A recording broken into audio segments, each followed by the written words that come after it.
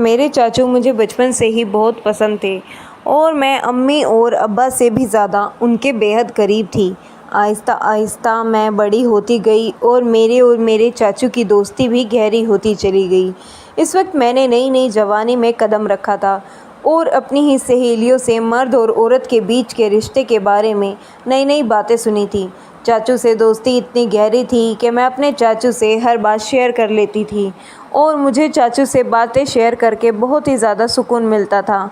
फिर एक रात अम्मी अब्बू घर पर नहीं थे तो चाचू के सिर में बहुत ज़्यादा दर्द था।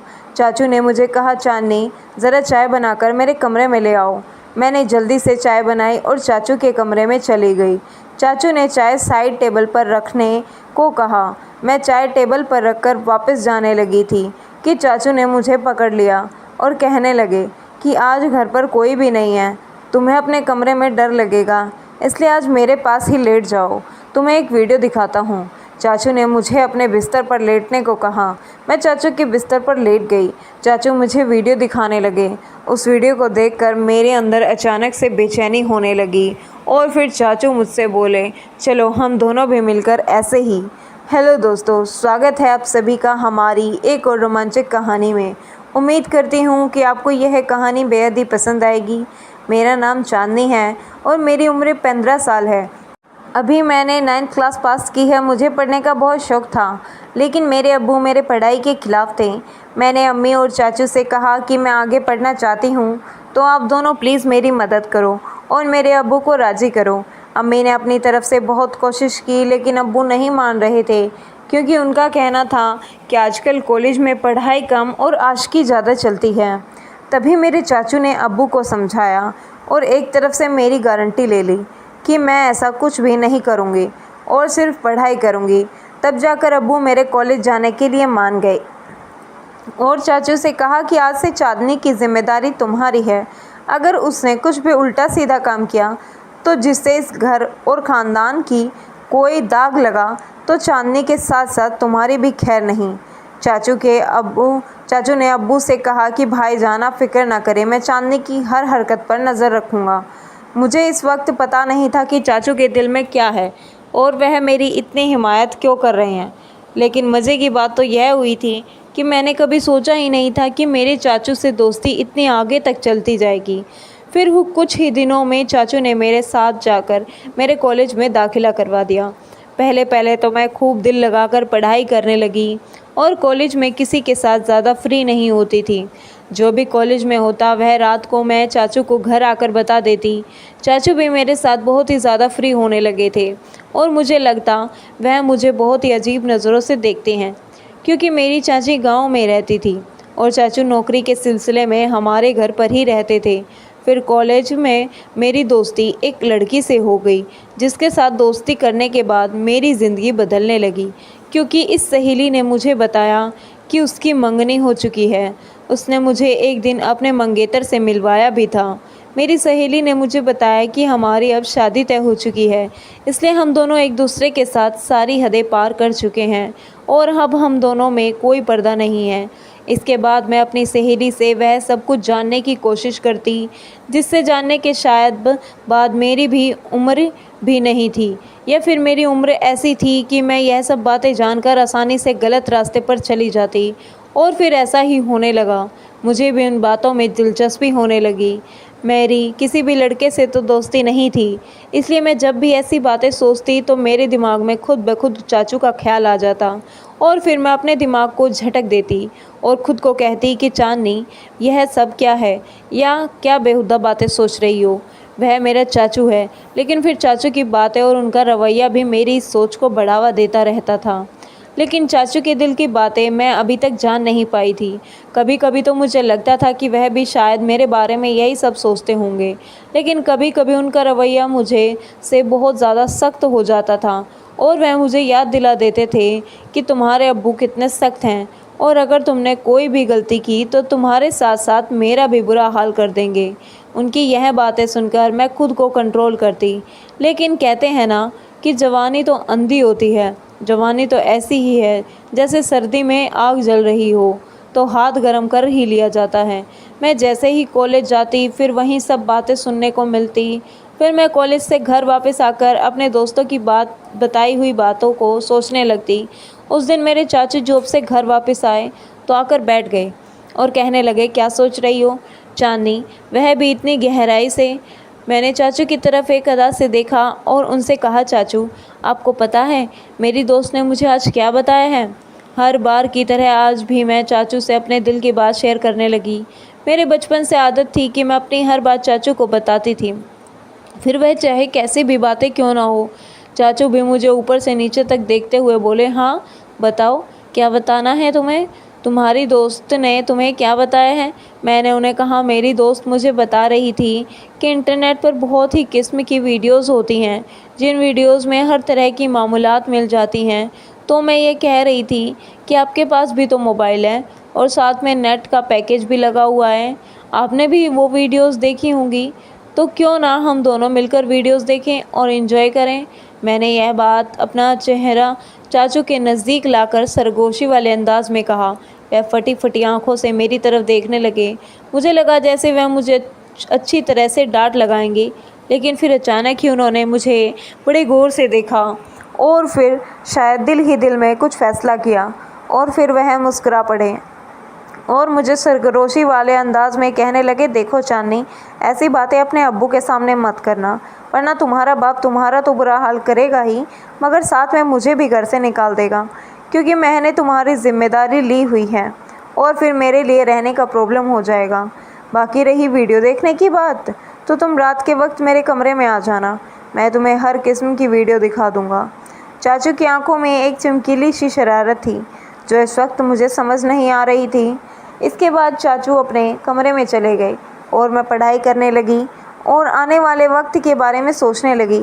अब मेरा दिल किताबों में नहीं लग रहा था और बस रात को क्या होगा यही सोचने लगी। लेकिन पढ़ाई करना भी ज़रूरी था, क्योंकि पढ़ाई के मामले में चाचू बहुत ही ज़्यादा सख्त थे और मुझे कहते थे कि सबसे पहले तुम्हारी पढ़ाई और बाकी मौज मस्ती बाद में है। और उनका कहना था कि अगर तुम पढ़ाई में अच्छी रहोगी तो तुम्हारे अब्बू भी समझेंगे और तुम्हारी आज़ादी के दरवाज़े तुम्हारे लिए खुलते चले जाएंगे। उनकी यह बात मुझे भी बिल्कुल ठीक लगती थी, इसलिए मैंने अपने दिल से सारी बातें निकाली और मन लगाकर अपना कॉलेज का काम करने लगी और जल्दी जल्दी सारा काम ख़त्म कर दिया। जैसे जैसे रात करीब आ रही थी मेरे दिल में भी हलचल हो रही थी। फिर जब मैं सारे कामों से फारिग हुई तो रात को आराम से मैं चाचू के कमरे में चली गई। मैं जब कमरे में गई तो चाचू लड़कियों की मैगज़ीन देख रहे थे। मुझे देखते ही वह मुस्कुराने लगे और उन्होंने वह मैगज़ीन छुपा दी। सर्दियों का मौसम चल रहा था और दिन ब दिन सर्दी बढ़ती जा रही थी। आज रात तो सर्दी बहुत ज़्यादा थी, इसलिए मैं जाते ही चाचू के बिस्तर में घुसकर चाचू के पास चिपक कर बैठ गई और उनसे कहा, अब मुझे जल्दी से वह वीडियो दिखा दो, नहीं तो फिर अब्बू के आने का टाइम हो जाएगा। फिर चाचू भी बिना टाइम वेस्ट किए मुझे वीडियो दिखाने लगे। वीडियो देखते ही मेरे अंदर से मुझे बहुत बदलाव महसूस होने लगे, लेकिन इत्तेफाक से हमने अभी चंद वीडियो ही देखी थी कि अब्बू हमारे कमरे में आ गए।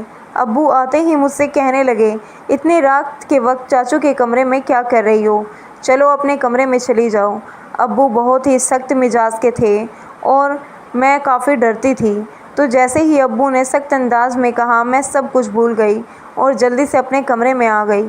मैंने सोचा जैसे ही अब्बू चाचू के कमरे से निकलकर अपने कमरे में जाएंगे तो फिर मैं चाचू के कमरे में चली जाऊंगी। लेकिन इस रात अब्बू को चाचू से शायद कोई ज़रूरी काम था, इसलिए अब्बू काफ़ी टाइम तक उनके कमरे में ही बैठे रहे और मैं इंतज़ार करते करते पता ही नहीं चला कि कब नींद आ गई और पता नहीं अब्बू चाचू के कमरे से कब गए। दूसरे दिन कॉलेज से लौटने के बाद मैं बेसब्र से रात का इंतज़ार करने लगी, क्योंकि मैंने कुछ वीडियो जो देख ली थी, जैसे तैसे करके मैं खुद पर काबू करने लगी और जब टाइम हुआ तो चाचू के कमरे में वीडियो देखने के लिए चली गई। मगर यह क्या, चाचू ने कहा, अभी मैं अपने ऑफिस का काम निपटा रहा हूँ, ऐसा करो तुम थोड़ी देर के बाद मेरे कमरे में आ जाना, मैं तुमको वीडियो दिखा दूँगा। मैं तो सुबह से ही वीडियो देखने के लिए बेताब हो रही थी, तो चाचू पर थोड़ा सा गुस्सा करके बैठ गई। मेरा मोबाइल में नेट का पैकेज लगा हुआ था, तभी मेरे नेट पर किसी नए नंबर से मैसेज आया।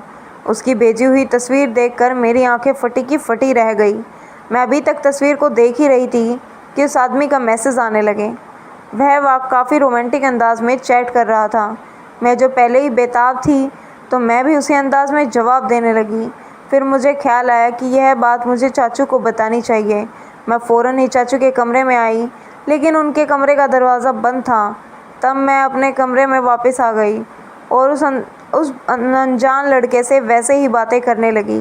मैं मोबाइल पर उस वक्त मैसेज पर बात ही कर रही थी जब मैंने उससे कहा कि मैं तुमको देखना चाहती हूँ और उसको वीडियो कॉल पर बात करने को कहा, लेकिन उस लड़के ने ही मना कर दिया। इस टाइम मैं अपने कमरे से बाहर निकली तो मेरी नज़र चाचू पर पड़ी। वह इस वक्त अपने कमरे से निकलकर सीढ़ियाँ चढ़ते हुए छत पर जा रहे थे और उनके हाथ में मोबाइल था। मुझे हैरत हुई कि वह रात के इस वक्त छत पर क्यों जा रहे हैं। रात के 12 बज रहे थे। मुझे नींद भी नहीं आ रही थी, लेकिन मेरे दिमाग में यह शक हो गया था कि कहीं चाचू ही तो मुझे नए नंबर से मैसेज तो नहीं कर रहे हैं। खैर, मैं यही बातें सोचते सोचते अपने चाचू के ख्यालात में पता नहीं कब तक नींद की वादियों में खो गई और एक ख्वाब देखा जिसमें चाचू मेरे साथ थे और बोल रहे थे किसी काम को करने के लिए। तभी मेरी आंखें खुल गई। सुबह सुबह मैंने देखा कि चाचू का मुंह बहुत अच्छा था। वह मेरे साथ बहुत ही हंस कर बातें कर रहे थे। इससे पहले मैं अपने कॉलेज पैदल जाया करती थी, लेकिन उस दिन चाचू ने कहा आज मैं तुम्हें अपनी बाइक पर कॉलेज के लिए लेकर जाऊंगा। तो मैं भी उनके साथ चल पड़ी। जैसे ही कॉलेज ख़त्म हुआ और गेट से बाहर निकली तो चाचू मेरा पहले से ही इंतज़ार कर रहे थे। मैं आज बहुत ही ज़्यादा उदास थी क्योंकि मेरी दोस्त मुझसे नाराज़ थी क्योंकि हम दोनों के दरमियान लड़ाई हो गई थी। चाचू ने रास्ते में मेरी उदासी की वजह पूछी तो मैंने उन्हें बताया कि मेरी सहेली से लड़ाई हो गई है और मेरा मन बहुत ज़्यादा ख़राब है। तो चाचू ने कहा चलो तुम्हारा मन ठीक करता हूँ, और चाचू ने बाइक एक बिरयानी की शॉप पर रोक दी। उन्हें पता था कि मुझे बिरयानी बहुत पसंद है। फिर हम दोनों ने वहाँ बैठकर बिरयानी खाई और कोल्ड ड्रिंक भी पी। चाचू वहाँ भी मुझसे हंसी मजाक कर रहे थे। इसके बाद मैं चाचू के साथ घर वापस आ गई। उस दिन अम्मी अब्बू घर पर मौजूद नहीं थे, शायद किसी रिश्तेदार की शादी में गए हुए थे। तो चाचू मुझसे पूछने लगे कि तुमने मुझसे दोबारा से वह वीडियो देखने को क्यों नहीं कहा। तो मैंने उन्हें बताया कि मैंने तो पहले से ही देख ली है। चाचू एकदम से चौंक कर मेरी तरफ देखने लगे और बोले वह कैसे देखी, तुम्हारे पास तो सिर्फ वैसा पैकेज होता है। उन्होंने सख्त अंदाज में पूछा था। मैंने बताया कि मेरा एक नया दोस्त बना है, उसने भेजी थी। मैं रात को आपको बताने के लिए आई थी मगर आप सो रहे थे। जब चाचू ने यह सुना तो गहरी सोच में डूब गए। वह बोले तुम अभी जाओ और अपने कपड़े चेंज करके आ जाओ। अपने कमरे में चली गई। जब मैं वापस लॉन्ज में आई तो देखा कि चाचू मेरे मोबाइल पर कुछ तलाश कर रहे थे। मुझे अपनी तरफ बढ़ता हुआ देखकर चाचू ने मेरा मोबाइल टेबल पर रख दिया और फिर हम दोनों ने एक साथ मिलकर खाना खाया। मैं खाना खाते वक्त चाचू की तरफ देखती तो मुझे लगता कि चाचू मुझसे अजीब निगाहों से देख रहे हैं। मुझे ऐसा लग रहा था कि वह मुझसे कुछ कहने हैं की कोशिश कर रहे हैं, मगर वह कह नहीं पा रहे थे। मैं दिल ही दिल में सोचने लगी चाचू अब कह भी दो ना, मैं आपको मना नहीं करूँगी। फिर मेरी नज़र चाचू के चेहरे से हटकर उनके मोबाइल पर पड़ी क्योंकि मैं आज भी उस अनजान लड़के के मैसेज का इंतज़ार कर रही थी। उसने अभी तक मुझे मैसेज नहीं किया था और चाचू भी फ़िलहाल कुछ कहने को चाह रहे थे। तभी मैंने मोबाइल उठा लिया और ख़ुद ही उस नंबर पर मैसेज करने लगी, मगर मेरे चाचू ने मेरे हाथ से मोबाइल छीन लिया। मुझे लगा शायद उन्हें जलन हो रही है। तभी चाचू ने कहा चांदनी, खाना खाते वक्त मोबाइल इस्तेमाल करना बिल्कुल भी अच्छी बात नहीं है, इसीलिए मोबाइल मुझे दे दो। उन्होंने यह कहते हुए मेरा मोबाइल अपने पास ही रख लिया। मैंने जल्दी जल्दी से खाना ख़त्म किया और चाचू से कहा अब तो मेरा मोबाइल मुझे कर दो वापस। तब उन्होंने कहा दे दूँगा, अभी तुम ऐसा करो कि बर्तन समेट कर मेरे कमरे में आ जाओ। मैं तो खुश हो गई कि शायद जलन में आकर आज चाचू मेरी ख्वाहिश को पूरा ज़रूर करेंगे। मैंने ऐसा ही किया था। जल्दी जल्दी से मैं बर्तन समेट कर कॉलेज का काम भी ख़त्म किया और रात के 11 बज रहे थे जब मैं चाचू के कमरे में आई और उनसे कहने लगी अब तो मुझे मेरा मोबाइल दे दो, मुझे उस दोस्त के बात करनी है। चाचू ने कहा मेरे सर में बहुत ज़्यादा दर्द हो रहा है, जाओ पहले मेरे लिए एक अच्छी सी चाय बना कर लाओ। मैं चाय बनाने चली गई। कुछ देर बाद मैं चाय बनाकर कमरे में आई और चाय टेबल पर रख दी और मुरक जाने ही लगी। तभी चाचू ने मुझे बाजू से पकड़ लिया और बोले, आज रात तुम मेरे कमरे में ही रुक जाओ। मैं खामोश निगाहों से उनकी तरफ देखने लगी, क्योंकि आज रात मुझे उस लड़के से वीडियो कॉल पर बात करनी थी। मैंने ही जानबूझकर चाचू को वापस जाने के लिए यह बात कह दी कि मैं अपने कमरे में जाऊंगी, और अपना बाजू उनसे छुड़ाकर कमरे से बाहर जाने लगी। मगर चाचू ने मुझे जाने से रोक दिया और बोले, मैंने जो कहा है उतना ही करो।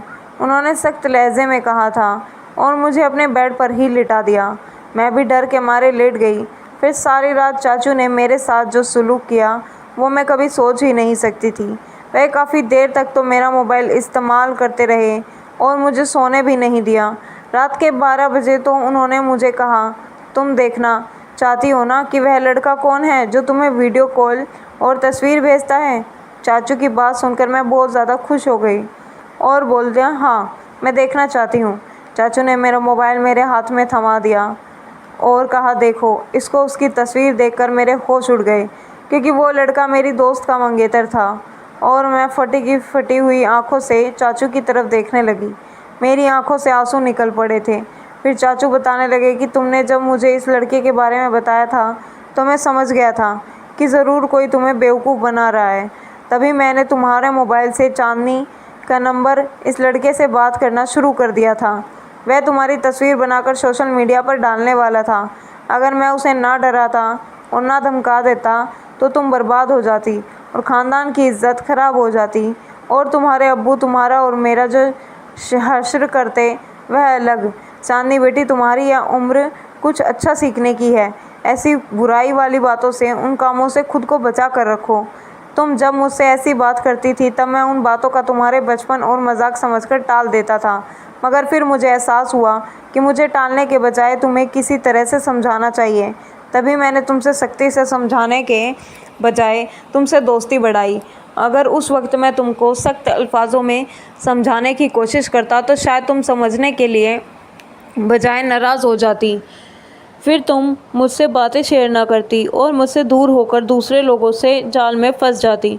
चाचू की बात सुनकर मैं फूट फूट कर रोने लगी।